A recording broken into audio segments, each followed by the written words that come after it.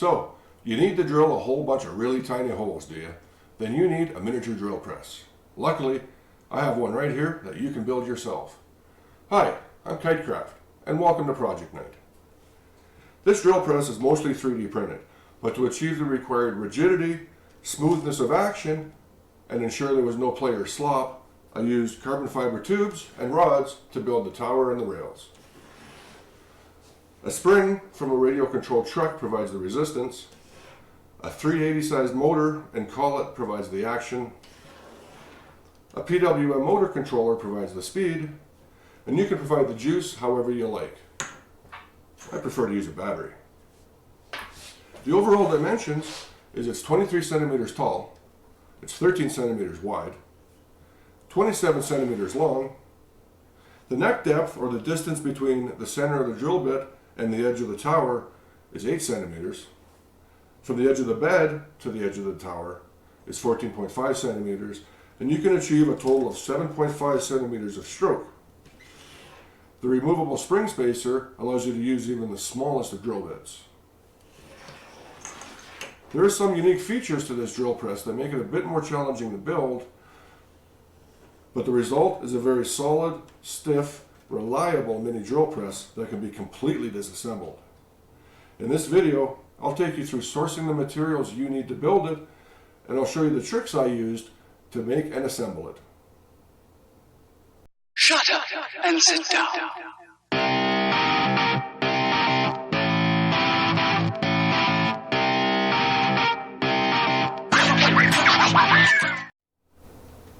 The first drill press I designed and built came about when I decided that I wanted to make my own printed circuit boards. Making your own circuit boards is actually fairly easy, especially when you use light-sensitive boards and developing methods. However, the thought of manually drilling all of those holes can be a bit daunting. As such, I wanted some sort of tool to do it, and my motto is, need a tool, make a tool.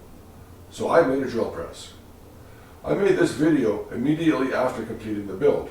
I was quite happy with it. I mean, it worked, and it was my first drill press design. Very shortly after posting the video, a person named Alec reached out to me from 3ders.org and asked if she could interview me. I said sure. So she sent along a list of questions which I answered and returned with some additional pictures. She then wrote up an article on this drill press and posted it a few days later. Now that was cool, all things considered. However, as you can see if you were to watch this video, the stroke has a lot of play in it, and the whole thing is quite flexible and bendy. So I went ahead and I redesigned and rebuilt parts of it. I extended the lower tower all the way to the bed, and I glued some wooden blocks to the underside of the bed. These and a few other tweaks helped a lot. I then went and used this to successfully build a number of circuit boards. It worked well enough, and I was willing to deal with its shortcomings. The biggest of which was that to change bits, I had to remove the drill from the tower by removing 2 of those bolts and loosening the other 2. This is a real pain in the neck to do when you not only have 4 or 5 different sizes of drill bits to use on a relatively small board, but drill bits break. Another drawback that I discovered was the lack of having a stroke upstop is a disadvantage. And there was still a bit of play in the stroke, but I could easily control it and to ensure the bit was going to drill where I wanted it to. Overall it was okay, but changing of the bits finally broke me. So I decided it's time to make a new drill press.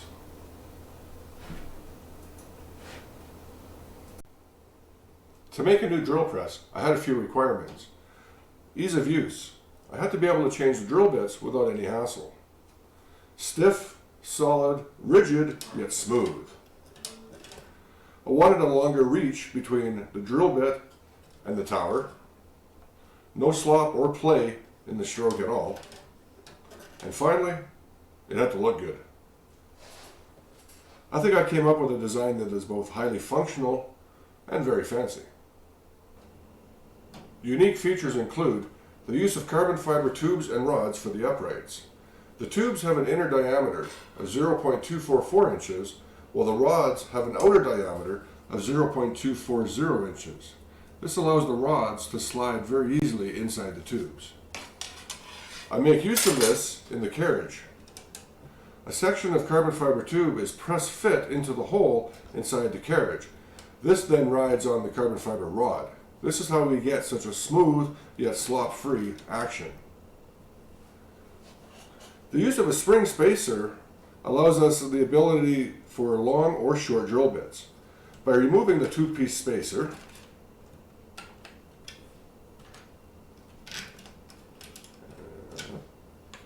we can now use very short drill bits. This also gives us the ability to use the upstroke stop. Instead of having the stroke return all the way to the top, we can make it stop wherever we want just by tightening those two screws.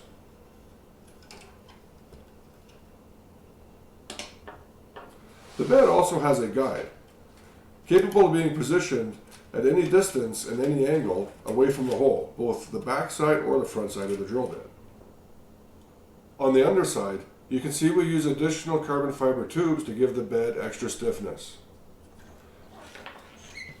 On top, the top plate doesn't only tie together our various uprights, it also gives us an excellent place to store our additional collets.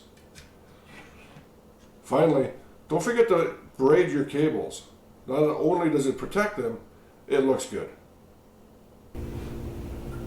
The drill press is available on Thingiverse. Link is in the description below, or just go to Thingiverse and search for my name, Kitecraft, and look at my designs. All of the components are available as downloadable STL files. However, I suggest you only download the .step file. Go ahead and open that file in Fusion 360 or whatever design software you use. You're going to want to refer to this for final assembly. You might also want to redesign some of the parts. If you want to use a larger motor, you'll want to make your own motor mount. Or maybe you'll use a different motor controller and you need a different box to enclose it in. An additional file you should be interested in is called non-printable parts list.txt. This file contains a list of most of the other components necessary to complete building the drill press. I think it's missing a few screws. You can of course use any filament you want to make the drill press. I used PLA from eSun. No affiliation. However, for the feet and for the inserts on the motor mount bracket, you should use a soft or flexible filament like Ninja Flex or TPU. On the feet, that'll give you at least a little bit more grip than straight plastic would. And on the bracket, this will help prevent you from crushing the tubes when you attach the motor controller box.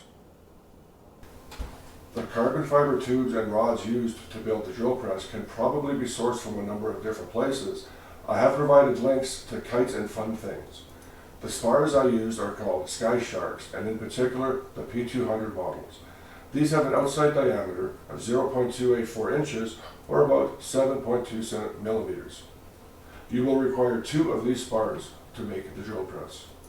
The carbon fiber rods have an outside diameter of 0.24 inches. This is important as the inside of the Sky Sharks are 0.244 inches. This is why we get such a smooth and slop-free action on the drill. You will need one of these rods to build the drill press. Motor controllers are available just about anywhere, and you are of course free to use whatever you like.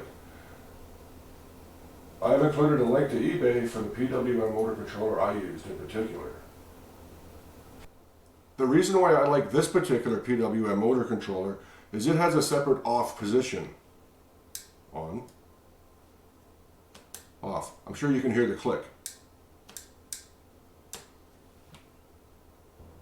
The motor I've used is a 380 size. It has a 27.7 millimeter can and the hole spacing is 16.2 millimeters. This motor is a pretty high RPM and it does a very good job of spinning the bits, the tiny little bits you need for PCB holes. However, it doesn't have a great amount of torque, so if you try to use a larger drill bit and a block of wood, it doesn't have the torque to make it through. You can of course use a larger motor if you choose. The collets that fit these motors, 3mm shaft, can be purchased from eBay and other sources fairly inexpensively. However, be aware these are rather low quality collets and they might not have a very good balance to them. Some of the collets I've purchased, when they spin on a drill on a motor, end up balancing and wobbling so badly they are utterly unusable. If you purchase these from eBay, be sure to buy 4 to 6 just to try and mix and match or help increase the odds of getting a good one. There are various sizes of collets that you can purchase. This one is for a 4mm motor. If you want to use a higher torque motor, this is a good drill bit to use. However, it does have the same problems of quality. Buy a bunch of them because you're going to have to mix and match the barrel, the shaft, and the lugs that are inside. These are spring loaded and they don't balance very well at all, so good luck. The shocks I've used for resistance can be sourced from most hobby stores that supply RC car and truck parts. These particular shocks are from a team associated big bore shock at 63mm uncompressed length and a 14mm inner diameter. If you can't find the exact spring size, don't worry about it. You can always make your own spring retainer in Fusion 360. The spring retainers are used on the top and bottom of the spring in order to hold it perfectly centered. Make your own. The shaft used to connect the handle to the gear is made from a 3mm hex shaft. These shafts can be easily sourced from a Tamiya kit. These little 3mm shaft kits can be purchased from most hobby stores and eBay, Amazon, anywhere, and they are really, really useful for small hobby projects. I suggest you buy a dozen. I did. The shaft actually rides on two small bearings. These bearings have a 3cm hole or a 3mm hole, which fit the shaft just perfectly. The bearings are responsible for providing that ultra smooth action when you're turning the handle. The bearings are press fit into these two uprights. If we remove the other components, we can see the recess into which the bearings are press fit.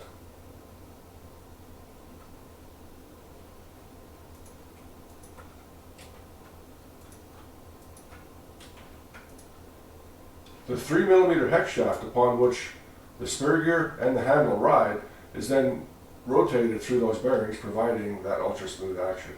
Set screws are used to connect both the spur gear and the handle hub to that hex shaft. Be sure to space your handle hub far enough out so that your knobs will clear anything that might be sticking out of your motor control box. Even though it's probably not necessary, I did include a 30mm fan inside my motor controller enclosure. I just wanted to be sure that none of the components might heat up if I was using the motor at maximum RPM for extended periods of time. It is an inexpensive PWM motor controller, and I may not entirely trust the quality of the parts. It's up to you to decide if you would like to use a fan or not. You're always free to go ahead and redesign the motor control box however you feel. This is already set up for a small 30mm fan. Other than some 16 or 18 gauge wire, a connector of your choice, and perhaps some braiding to cover it all, the only other component you'll need to find is a 2mm brass rod. While seemingly innocuous, this is a very key part to how my drill press is actually assembled. I'll show you more about this when we assemble the uprights. The secret to being able to have a smooth, slop-free action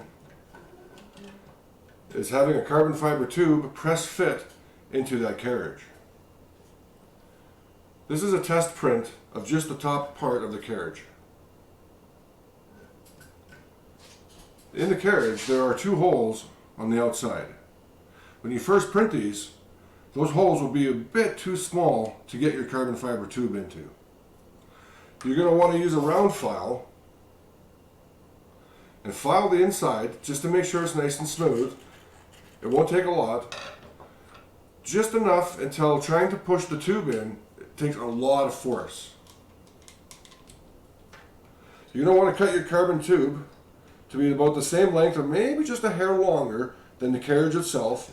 And then go ahead and once both holes are ready, press fit your carbon fiber tube into those outside holes. Optimally, you do not want to have to glue these in. You want to be able to just press them in either using a vise or some other press.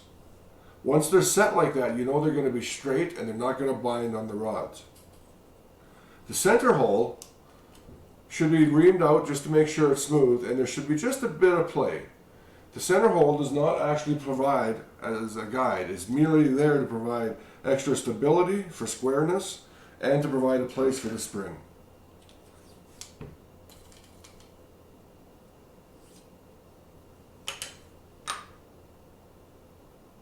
We use 2 more carbon fiber tubes to provide additional stiffening to the bed. Cut 2 pieces of tubing at 18.3 centimeters long and test fit them into the holes under the bed. You may have to remount the holes a little bit. Once the tube fits properly, use an epoxy glue, such as this, to glue the tubes into each and every block. Be sure you are gluing into every block and not just the outside blocks. This will help guarantee the extra stiffness in the bed. The final step to ensuring a smooth, slop-free stroke is making sure that all of the carbon fiber tubes and rods are made to be exactly the same length. We'll start by printing all of the nuts, bolts, and washers we need for top and bottom of the rods and the tubes. When you print each bolt and nut, make sure you actually try them out and make sure that you can get the nut to screw all the way onto the bolt. You don't want one of these breaking on you later. Make sure you test fit all of your nuts, all of your bolts, and all of your washers. You may also want to mark your nut and bolt so that you can always make sure that you're using the same nut on the same bolt. Also print the parts called Jig 1 and Jig 2. This is the secret to making sure that everything comes out at exactly the right length. Once all the parts have been printed, you're ready to cut the tubes and rods. You're going to need 3 tubes and 2 rods. All 5 are cut to be 22.3 centimeters long.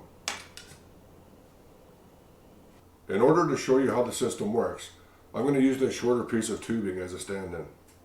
Each upright has a small bolt and a long bolt. The long bolt is the bottom and goes into the bed. The top bolt is actually glued onto the tube. Using a medium CA glue will give you a really good bond from PLA to carbon fiber.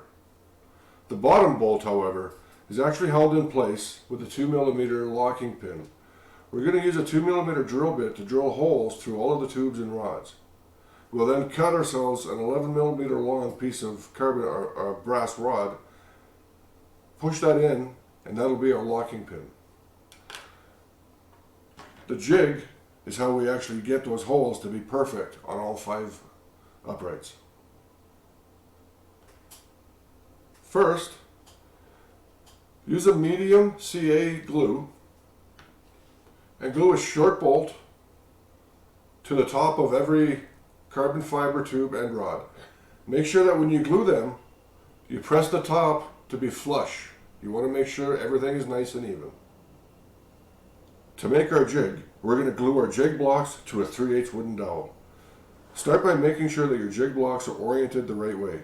You want to make sure that the pluses and the minuses are on the same side, and that the slots are on the outside, and that the holes are on the outside. The slots and the holes are actually different sizes, and they're meant for the tubes and for the rods specifically. Start by gluing the end block just to the end of a 3/8 wooden dowel. Once that is dried, slide the other block 16.8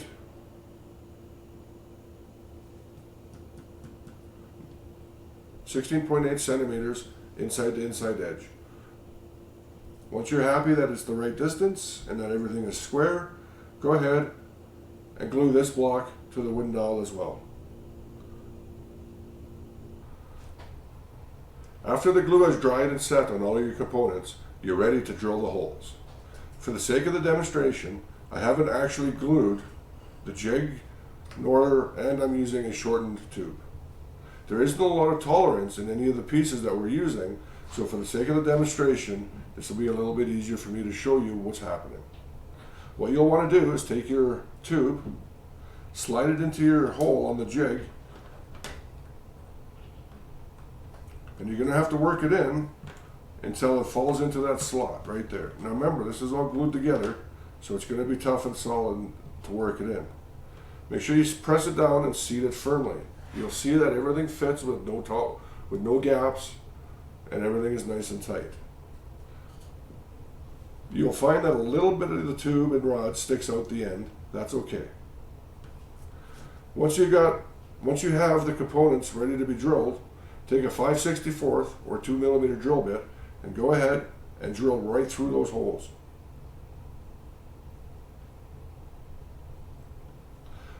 Repeat the process for all 3 tubes and both rods. This will ensure the holes are drilled in exactly the right place, and you can have confidence that your drill press is going to work right.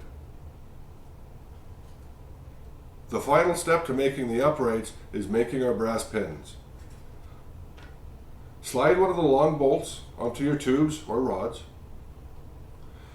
You'll find it helps to have a bright light shining from behind, so you can line up the hole in the bolt with the hole in the tube. Now, I haven't drilled a hole in here, so you can't see anything. Once your hole is lined up, take your piece of 2mm brass rod and snip off. It's an 11mm long piece. You're going to want to get a nice block and then tap that 11mm long piece of doweling. Just tap it in there with a hammer until it's all the way flush on the other side. And then you can use a file and sand down the top of the brass until it too is flush. Before final assembly, you're going to have to come back and push those brass rods out and then remove this doweling. Make sure you don't lose any parts. Final assembly of the drill press is fairly straightforward. If you've gotten this far, you should be able to figure it out. First, make sure you remove the brass pin and the long bolts from the bottom of all of your rods and tubes. You want to take your 2 rods and 1 tube and slide them into the holes on your top stop, and then slide all 3 rods or all 3 carbon fiber uprights into the carriage. On your middle rod, you're going to want to install a spring retainer, the spring, and the second spring retainer. Finally, go back, put your bottom bolts back on, insert all of your brass pins, and you're ready to insert all 3 of those uprights into the bed. Once all 3 uprights are in the bed, attach your nuts and washers through the bottom. All of your hardware should only be finger tight. There's no need to wrench any of this. Finger tight only. Once your first 3 uprights are installed, all of this front hardware will now be in place. Go ahead and install the rear uprights and finger tighten their lower hardware. Finally, install the 2 3D printed uprights that are in the middle by screwing them through the holes that you'll see in the base. Once all of the uprights have been installed, the top plate merely slides onto all of your bolts. Go ahead, add your hardware. You'll notice there is a special washer for the front center. There is a notch in it to accommodate our guide. After all of your hardware is again finger tight, screw the top plate to your uprights with your last 4 bolts. Do not over tighten anything and make sure that these ones are a bit loose. You should have already pressed your bearings into your uprights. Slide the gear in place. Go ahead and slide your shaft into the gear and add your set screws. And then you can go ahead and finish trimming it with your motor mounts and your brackets and everything else. Like I said, it should be fairly straightforward. Well, I think it's time to drill something. Keep an eye over here.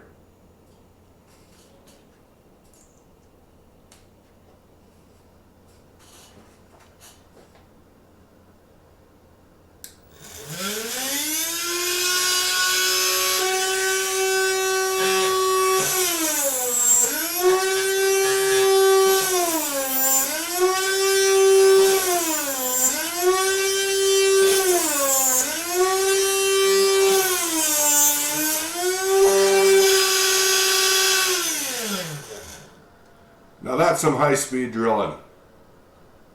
So you need to drill a whole bunch of really tiny holes, do you? Well, I've got a drill press for you. Thanks for watching. I'm Kitecraft. Like, subscribe, check out my Patreon. It'd be really appreciated. And I'll see you next time on Project Night. Goodbye. Shut up and sit down.